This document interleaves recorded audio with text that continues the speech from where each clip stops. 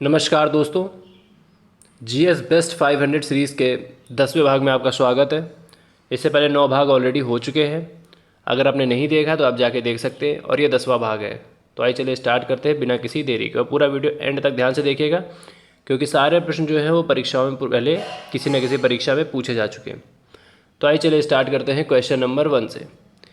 Question number 1 को देखने से पहले हम ये देखेंगे कि हमने जो 9वें भाग के आखिरी में जो प्रश्न आपको दिया था उसका उत्तर क्या हो सकता है संभावित। तो अगर उसकी बात की जाए तो हमने 9वें भाग के आखिरी में पूछा था एनटीसीए के विषय में।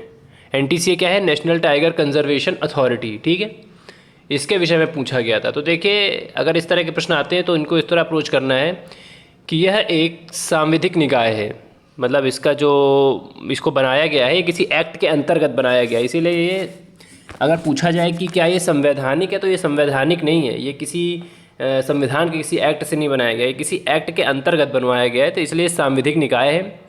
इसका गठन दिसंबर 2005 में किया गया, ये भी याद रखिएगा। इसका गठन वन्य जीव संरक्षण अधिनियम 1972 के अंतर्गत किया गया है। और कब किया गया है? दिसंबर 2005 में। अगर बात की जाए टाइगर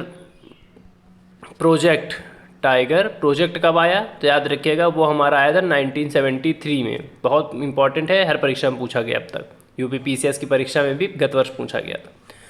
पूछा जाए टाइगर स्टेट किसको कहते हैं तो एमपी को टाइगर स्टेट कहते हैं। क्यों? क्योंकि यहाँ सर्वाधिक मात्रा में टाइगर पाए जाते हैं। और पूरे विश्व में सर्वाधिक टाइगर कहाँ पाए जाते हैं तो अपने देश भारत में पाए जाते हैं। द्वितीय स्थान की बात की जाए तो कर्नाटका आएगा, वहाँ पर मध्य प्रदेश से 2 कम टाइगर है। और तो इस प्रकार आप कुछ चीज़ें इंपॉर्टेंट हैं, ये सब ध्यान रखिए। और इसका गठन वन्यजीव संरक्षण अधिनियम 1972 के अंतर्गत हुआ था। और उसी के अगले साल 1973 में प्रोजेक्ट टाइगर आया था। भारत में पूछा जाए टाइगर रिजर्व कितने तो याद रखिएगा टोटल 50 हैं इस समय। ठीक है, तो इतना आपको एटलीस्ट पता होना चाहिए टाइगर और एनटीसीए के संबंध में। एनटीसीए का अध्यक्षता कौन करता है तो पीएम जो होते हैं वो, इस जो अथॉरिटी है इसकी अध्यक्षता पीएम करते हैं। ठीक है, चलिए अब हम लोग क्वेश्चन नंबर 1 पे आएंगे। ये भी एक करंट अफेयर्स से संबंधित सीरीज़ होगी। इसके अंतर्गत करंट और स्टैटिक का कॉम्बिनेशन होगा, यानी कि डेज कौन सा डे कब मनाया जाता है, लेकिन उसकी थीम इस वर्ष की होगी। तो ये एक तरह से आप समझ सकते हैं दोनों का कॉम्बिनेशन है। सबसे पहला प्रश्न है विश्व कुष्ठ रोग दिवस कब मनाया जाता है तो याद रखिएगा 30 जनवरी को मनाया जाता है। 30 जनवरी को और क्या होता है? शहीद दिवस भी होता है। ठीक है, तो देखिए आपको मैं सब चीज़ें बताता हूँ। विश्व कुष्ठ रोग दिवस पूछा जा रहा है तो 30 जनवरी को मनाया जाता है। थीम की बात की जाए वर्ष 2000 की तो leprosy is not what you think, मतलब कि लेप्रेसी वह नहीं है जो आप सोचते हैं। इसको इंपॉर्टेंट है, याद रखिएगा। उसके बाद एक और फैक्ट इसमें दिया हुआ है, वो फैक्ट हमारा ये है कि 30 जनवरी को और कौन सा दिवस होता है तो याद रखिएगा 30 जनवरी को 1948 को इसी दिन गांधी जी की हत्या होने के कारण इसे शहीद दिवस के रूप में भी मनाया जाता है। दोनों चीज़ें इंपॉर्टेंट है और दोनों परीक्षा में पूछी जाती हैं, तो आपको दोनों चीज़ें पता होनी चाहिए। चलिए प्रश्न संख्या 2 पे आते हैं। किम्बरले की खान कहाँ पर है, वह किस लिए प्रसिद्ध है? अब किम्बरले की खान की बात की जा रही है तो याद रखिएगा सबसे पहले तो ये हीरे की खान है। और कहाँ पे है तो साउथ अफ्रीका में है। साउथ अफ्रीका कहाँ है? अफ्रीका महाद्वीप देखेंगे तो सबसे नीचे साउथ अफ्रीका है। ठीक है, इसके अतिरिक्त यहाँ जोहानसबर्ग की भी खान है। जोहानसबर्ग में सोने से संबंधित खान है। और किम्बरले क्या है? किम्बरले हीरे से संबंधित है। किम्बरले कन्वेंशन भी होता है जो कि हीरे से संबंधित होता है। तो अगर कहीं पे भी किम्बरले नाम मिल जाए तो आप समझ जाइएगा कि वो हीरे से संबंधित कोई बात कर रहे हैं। अब हमारा प्रश्न संख्या 3 है। विश्व प्रेस स्वतंत्रता सूचकांक में भारत का क्या स्थान है? ये अभी 2020 की रैंकिंग आई है, बस अभी 1-2 दिन पहले, बिल्कुल करंट का है। तो यह सूचकांक सबसे पहले तो ये इंपॉर्टेंट है कि देता कौन है।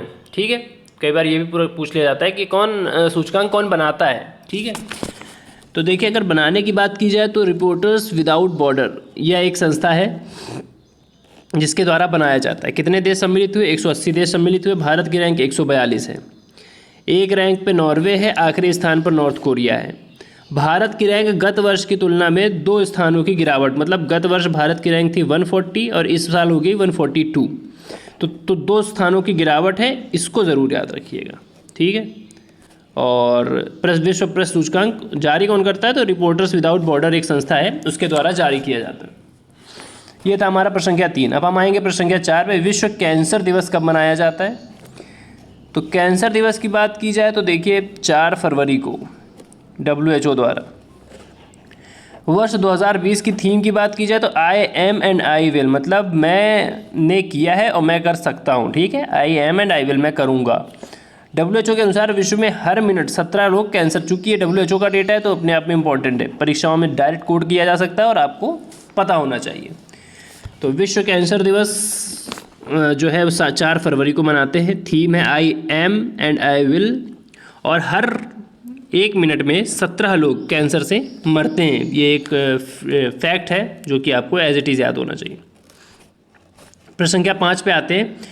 देवनहल्ली पमेलो, ये क्या है भाई, नाम से आइडिया लगता नहीं है, तो याद रखिएगा विटामिन सी से युक्त एक प्रजाति चर्चा में है। इसे स्थानीय भाषा में चकोटा भी कहते हैं। यह कर्नाटक में मूल रूप से पाया जाता है और इसे जीआई टैग भी मिला है, ठीक है।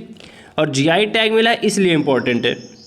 देवनहल्ली पमेलो ये बहुत रिच सोर्स होता है। ये पमेलो जिसमें भी लग जाता है, याद रखिएगा वो हो जाती है अंगूर से संबंधित प्रजाति। किसी भी चीज़ में अगर पोमेलो शब्द लग जाए तो वो अंगूर। तो यह जो यह एक तरह से आप जो फलों की जात है, यह अंगूर स्पीसीज़ की ही है। विटामिन सी से युक्त होती है।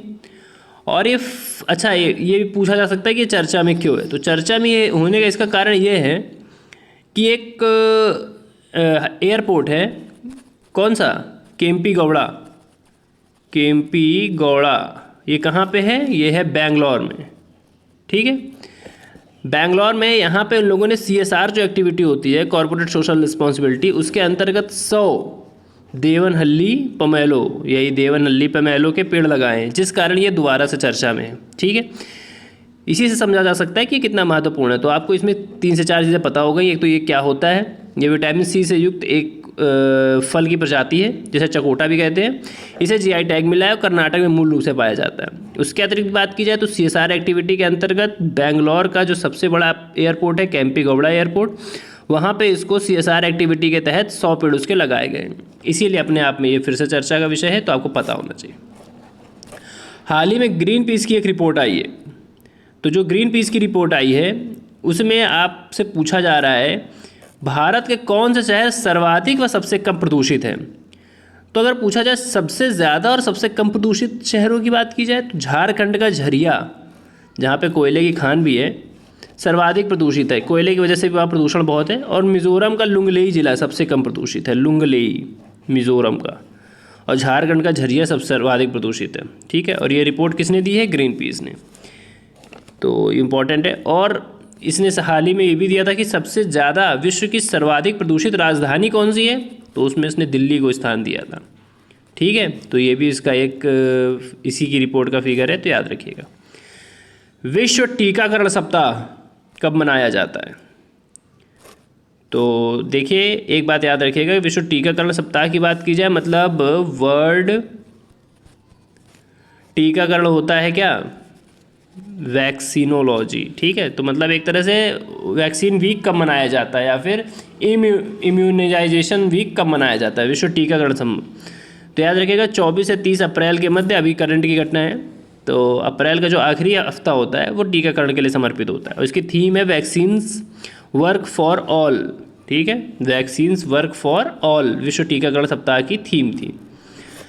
हम आएंगे प्रश्न संख्या 8 पे। प्रश्न संख्या 8 है 2021 में 108वां भारतीय विज्ञान कांग्रेस कहाँ पर आयोजित किया गया। तो इसमें 2 चीज़ें पता होनी चाहिए, एक तो वर्ष, एक तो संस्करण।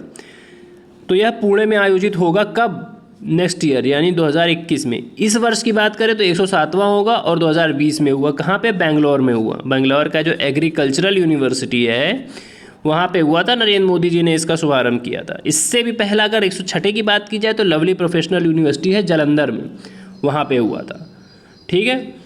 तो कम से कम आपको 3 पता होने चाहिए, 108वां 2021 में पुणे में, 107वां 2020 में बेंगलोर में, और 106 2019 में जालंधर के लवली प्रोफेशनल यूनिवर्सिटी में। चलिए आगे चलते हैं प्रश्न संख्या 9 पे। अर्थ आवर डे कब मनाया जाता है। जो अर्थ आवर डे है, पहली बात तो ये 28 फरवरी को मनाया गया। दूसरा बात ये कि 8:30 से 9:30 के दौरान हम लाइट इसमें बंद करते हैं। ये पूछा जा सकता है इसकी अवधि, तो 8:30 से 9:30 के मध्य। और मनाता कौन है, तो WWF मतलब वर्ल्ड वाइल्ड लाइफ फंड 1961। आपने देखा होगा इसका वो कौन है, तो एक नाम आप सुनिएगा, जाइंट पांडा। तो जाइंट पांडा ये इसका मैस्कट है, ठीक है। आप कभी भी इसका स्ट्रक्चर देखेंगे, जाइंट पांडा 1961 में इसकी स्थापना हुई थी। और जाइंट पांडा में एक यहाँ पे पांडा बना होता है, तो ये उसका एक तरह से आप कह सकते हैं लोगो है, ठीक है।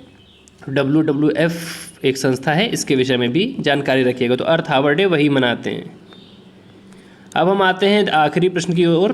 प्रश्न संख्या 10 है, अन्नपूर्णा व सप्लाई ऐप किस प्रदेश से संबंधित सरकार है। तो याद रखिएगा, कोविड-19 की जो राहत सामग्री है उसकी सप्लाई हेतु इस ऐप को यूपी सरकार द्वारा बनाया गया है। इसके अतिरिक्त बहुत सारे संस्था, लगभग हर संस्था ने एक, जैसे एक कवच बनाया गया। ये किसने बनाया है, तो IIT बॉम्बे ने बनाया है। तो इस प्रकार बहुत सी चीज़ें जो हैं कोविड-19 संबंधित बनाई गई, उनको एक ही वीडियो में पूरा कवर कर दिया जाएगा, ठीक है। और इस प्रकार हमारे 10 प्रश्न ये आज के थे। कोई भी इशू हो आप कमेंट कर सकते हैं। आपको कैसा लगा, आइडिया लगाइए अपना और कमेंट करके बताइएगा। आज का हमारा प्रश्न है कि आर्टेमिस मिशन के विषय में 100 शब्दों में लिखिए। आर्टेमिस मिशन है एक, इसके विषय में कम से कम 100 शब्दों में लिखिए। ये साइंस एंड टेक का पार्ट है आपका, साइंस एंड टेक्नोलॉजी का इंपॉर्टेंट क्वेश्चन है। कई बार परीक्षाओं में इस तरह के प्रश्न पूछे गए। तो अपना बहुमूल्य समय देने के लिए बहुत बहुत धन्यवाद। आशा करता हूँ आपको अच्छा लगा होगा। अच्छा लगा हो तो हमारे चैनल को सब्सक्राइब, लाइक और कमेंट ज़रूर करिएगा। बहुत बहुत धन्यवाद। जय हिंद।